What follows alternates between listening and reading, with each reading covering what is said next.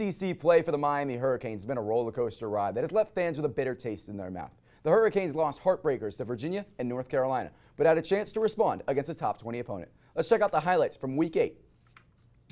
Miami and number 18 NC State. Miami on their opening drive. They've struggled this season. Not tonight. One-on-one. You know Charleston Rambo's coming down with it. The Oklahoma transfer snags his third touchdown of the season to put the Canes up 7-0. Now 7-3. 4th down and 2. Van Dyke finds Jalen Knighton. Have you ever seen a rooster on a 40-yard dash?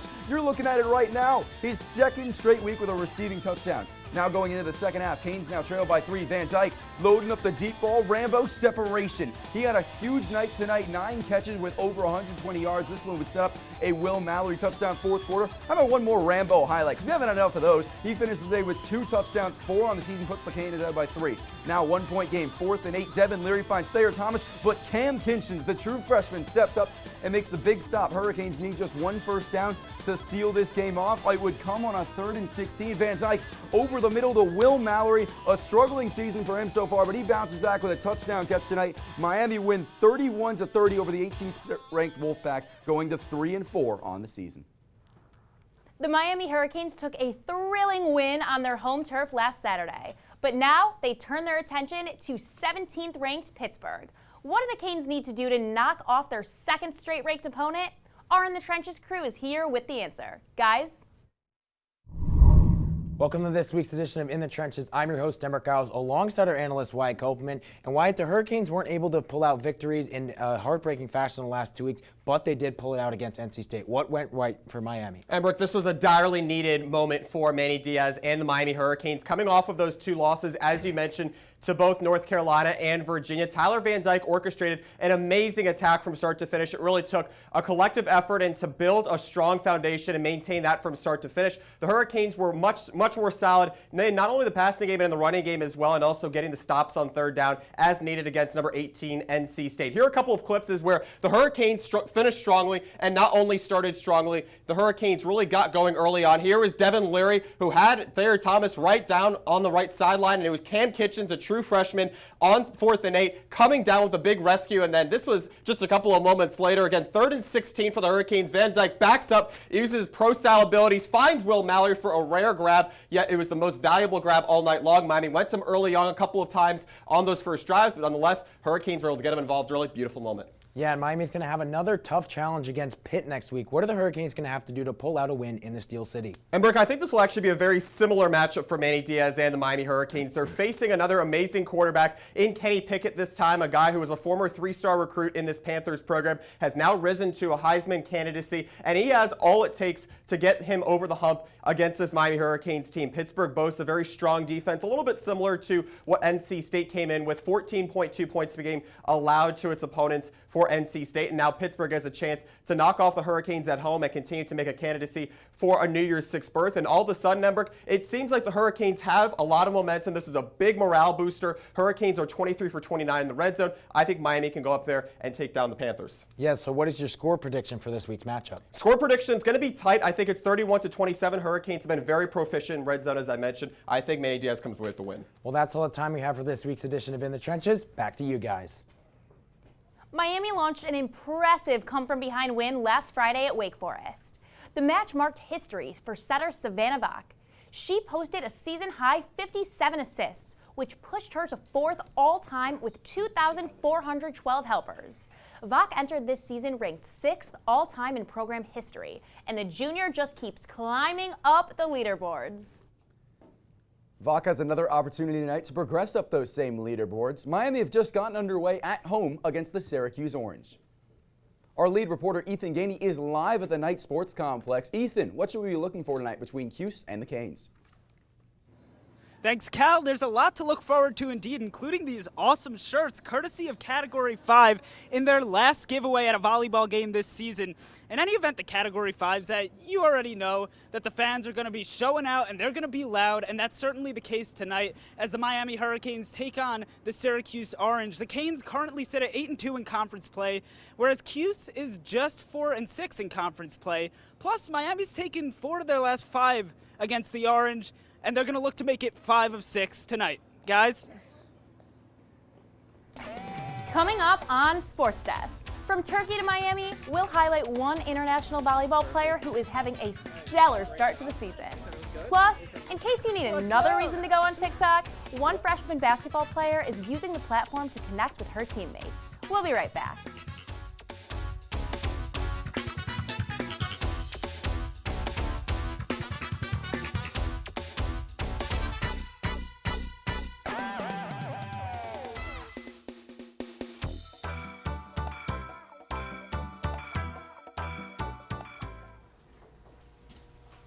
Get it.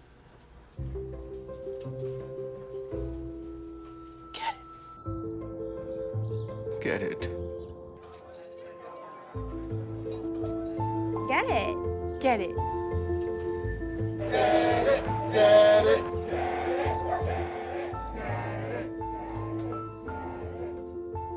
Is she gonna get it, Daddy? She'll get it. Get it.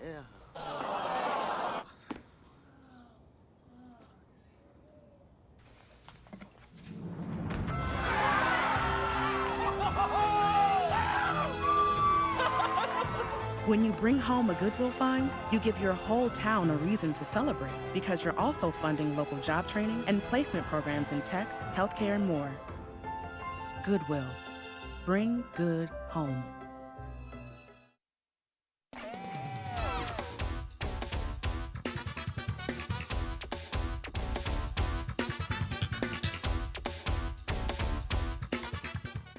Welcome back. Miami Volleyball is currently 17-3 on the year and have been boosted by a star-studded freshman class. One Turkish outside hitter has been dominating this season for UM. Ember Giles is live in studio with more. Payman Yardimchi first picked up a volleyball when she was only 6 years old, and ever since she has worked tirelessly to turn herself into the elite volleyball player she is today. Payman Yardimchi may only be a freshman, but the 18-year-old Turkish native has quickly solidified herself as one of the best players in the ACC. And junior setter Savannah Vach says she is something special on the hardwood. Her finesse game is really what puts her ahead. So like her ability to hit shots that not a lot of other people can hit is definitely what puts her one step ahead of everyone else. Before coming to Miami, Payman played on a club team in Turkey where some women were close to twice her age. But this led associate head coach Casey Kreider to believe that she had a chance to start from day one. But that didn't mean he wasn't nervous about trusting a true freshman to step in for one of the best players in program history. I think there was a little bit of stress at the beginning, just going, hey, hopefully she's as advertised, the video that we saw of her, the interactions that we had with her. Hopefully she's that good because we need her to be. And fortunately, so far she has been. Last season's star outside hitter Elizaveta Lukianova graduated, and Payman knew she had big shoes to fill, but she was up to the challenge. I think the fact that the coaches and teammates trust me a lot and just got me more excited. So I know she's a really good player, and I want to be like that. And while Payman may only be in her first collegiate season, Coach Kreider believes she has a chance to be one of the best to ever play at Miami. I don't know that 2 months into someone's career, you'd ever make the proclamation that they're going to end up doing that. But usually by that point, you get a sense for, is it even possible? And it is with her, which is exciting. The Canes are off to their best start in a decade, and Coach Kreider knows Payman has helped the team immensely. The thing that I think of first is that you never, ever, ever worry about her. You never have to hold her hand, and that's so rare for a freshman. And while Payman may be almost 6,000 miles away from home, she has grown to love it here. I miss my family and my friends, but now I love my teammates and my coaches, so they become like my family in here.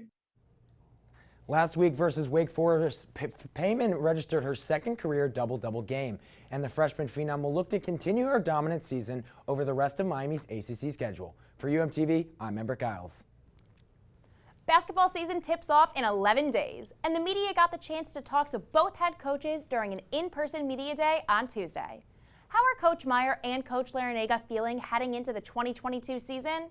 Our Hurricane Hangtime crew is here to break it down. Welcome back to this week's edition of Hurricane Hangtime. I'm your host, Charlie Hill, subbing in for Tyler Walsh, alongside analysts Nick Marino and Andrew Klein. So guys, basketball had its first in-person media day in 2 years, and we heard not just from the players from each team, but the coaches as well. Nick, men's basketball has a head coach who's also had a significant legacy at the U. What can you tell us about Coach Larrañaga? Yeah, Charlie, Coach Larrañaga entering his 11th season at the helm of the Hurricanes. He's got 200 wins in his 10 seasons and 670 his entire career as a Division I head coach. This is a Miami team that he's led to the NCAA tournament 4 times in his tenure, 2 Sweet 16s, a team that won the ACC regular season and conference title in 2013. It's a team that, as we mentioned, 2 Sweet 16 berth. That's the main goal for this year's team, get back to playing basketball deep in March. So what was your main takeaway from Media Day? Yeah, first in-person media day in 2 years, and Larrañaga said a couple interesting things. First, he talked about the hurricane of injuries that the Hurricanes went through last season. He talked about this team finally being fully healthy to start the season, big in terms of practice. And also point guard Charlie Moore. He talked about Moore's ability to be a true point guard, distribute to the Hurricanes' other 2 offensive weapons, Isaiah Wong and Cameron McGusty. Look for those 3 players on the perimeter to carry the Hurricanes this year. Now switching to women's basketball. Andrew, give us an overview of Katie Meyer, the winningest coach in Miami history.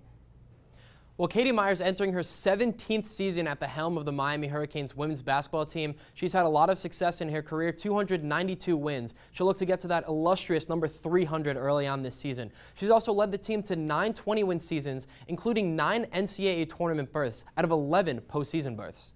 So did anything Coach Meyer say at Media Day stand out to you about the state of the program? I think the biggest thing that stood out to me was the fact that she said her biggest trouble right now is lineups. Setting a lineup is obviously a very tough thing, and Meyer must have a lot of very good players on this squad if she's having so much trouble picking out who to start and when to play. Thank you, Andrew. Thank you, Nick. Sounds like it should be an exciting season. That's all we have for this week's edition of Hurricane Hang Time. Taking it back to you guys. Finding your place on a team as a freshman can be difficult, but for women's basketball player Jasmine Roberts, she's been using TikTok to grow chemistry on and off the court. Reporter Charlie Moore has more. Chemistry off the court is just as important as on the court. Freshman Jasmine Roberts found a way to contribute to team chemistry early with her insane amount of skill, ability to learn from returning players, and her use of the popular social media app TikTok. Since the team started practicing, Jasmine has used TikToks as a form of team bonding. They're having fun appearing in each other's videos, and it's bringing the team closer. Listen, as long as it's clean, good, clean fun, I encourage it. And this past week at Media Day, Robert spoke about what the app means to her. It's a fun platform, and then when you're on there and you see other athletes as well using it and like sharing their experiences while playing the sport, I think it just helps and just brings a lot of athletes closer, and just knowing that like we all go through the same stuff, and it also draws our team closer. Senior Naomi Mbondu knows this all too well. Her TikTok was reposted to Overtime Women's Basketball's Instagram account. Almost 50,000 people have viewed it so far. But what impact could a couple of dances and challenges have for the 50th season in Miami women's basketball program history? Jasmine, Coach Meyer, and Naomi all agree it's in the way they talk to each other on the court. I know they're getting along off the court because the way they're talking on the court is raw. And so when you have a team that is raw in their communication, the timeouts don't have to be 2 minutes long, they can be 30 seconds because it's straight at you, straight to the point. But they have a bond that allows that kind of communication to happen. Canes women's basketball will have their chance to prove it all at their season opener Tuesday, November 9th. Reporting for UMTV, I'm Charlie Hill. Still ahead on SportsDesk. One former Sun station might not be at Miami, but she is still making waves in the 305. Treasure Wilson has the story. Plus, one male Canes cheerleader takes a stance against stereotypes. But first, it's time for some trivia. Women's basketball head coach Katie Meyer sits 8 wins away from 300 entering the 2021-2022 season after coming to Coral Gables back in 2005. But who did she pick up her first win against with the Canes? Is it A, George Mason, B, Samford, C, Farley Dickerson, or D, Sienna? The answer when we return.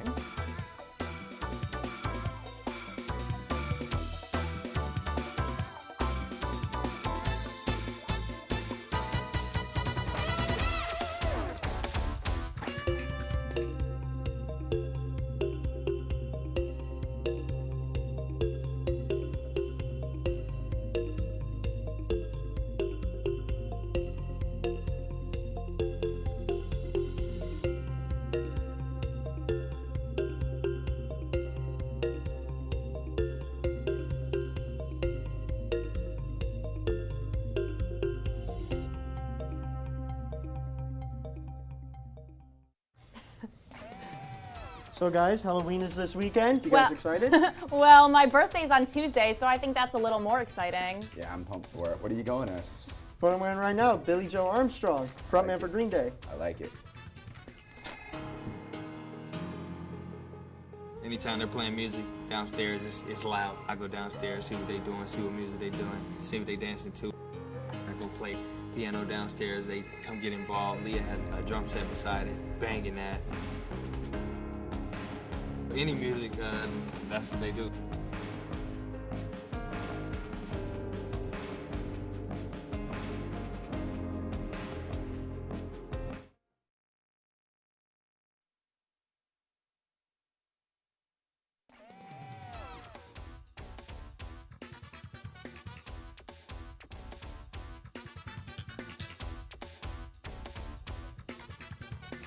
Welcome back. If you guessed B, you are correct.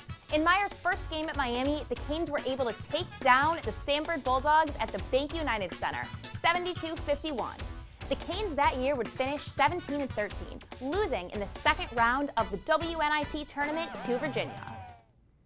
From Saturday's wild win over the Wolfpack to senior night on the soccer pitch, Canes' social media has been crazy. And only one man can keep you up to date with a week so great. Niles Nassim is ready to take you behind the post. Niles.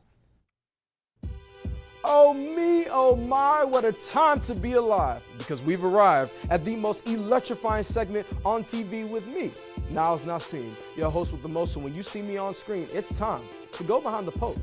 Cardiac Canes, ladies and gentlemen. Canes is the name and insane was the game as Miami pulled out a 31-30 victory last Saturday against NC State. And let me tell you, the game was a heart-pounding, astounding affair, with quarterback Tyler Van Dyke being that guy, throwing for 325 yards and 4 TDs. He had himself a career night, and so did the Canes as they looked to keep riding the momentum of the moment as they traveled to take on Pittsburgh at noon on Saturday.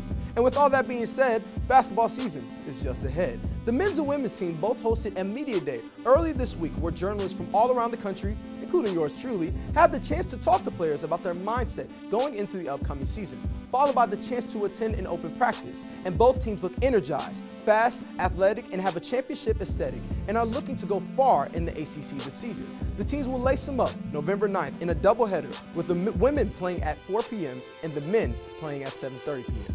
And as we keep running events through your schedule, the Canes cross-country team is running to the ACC championships in South Bend. We always have to show love for teams who keep elevating and rising above. Canes cross-country has had a phenomenal season, and they look to cap it off by claiming some gold. Keep a lookout for this team. They're heading to greatness, it seems. And finally, senior night feels also right. Just as the Canes soccer took on UNC this Thursday, they honored seniors Joanna Barth, Selena Fortich, Gudrun Harals, and Tyler Speaks for their many contributions to the program. The Canes will lose, however, 4-0, but those seniors will always have a special place in the program. Hey, that's all I have for you this week. Remember, be blessed, don't stress, because you can find me every Friday right here on SportsDesk. I'm Niles Nassim. It's not only the athletes at Miami that are turning pro, but dancers as well. Former sensation Alyssa Arnaud has taken her talents to South Beach. Reporter Treasure Wilson has more. Santa, tell me. What once started as a dancer's dream quickly turned into a reality. My name is Alyssa Monet Arnaud. I first started dancing when I was 2 years old. I was trained in ballet. From 2, I just kept on dancing, basically. Alyssa Arnaud was a University of Miami Sensations dancer, but now she's a dancer for the Miami Heat.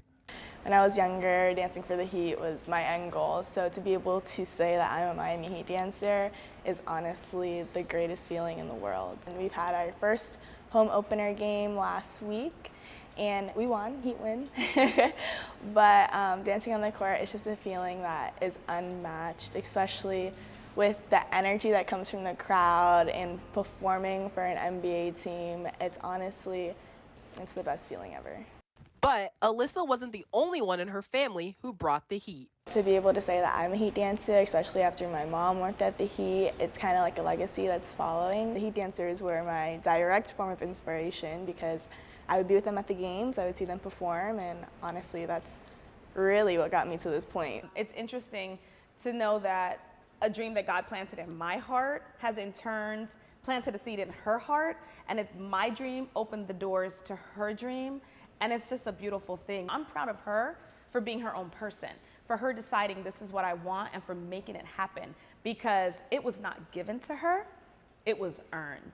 My free time goes towards practice, like bettering myself, making sure that I feel comfortable and confident in what I'm doing. So it comes with a lot of discipline. Although it may seem that I have everything put together, I don't. I'm still learning and growing and finding myself the same way that everybody else is. And I'm just fortunate to be able to share my passion with the world. Reporting for UMTV, I'm Treasure Wilson. The UM cheerleading team has been practicing all week leading up to Saturday's game in Pittsburgh. UMTV reporter Caroline McDonald sat down with one Canes cheerleader and found out how he is flipping the page in the sport of cheerleading.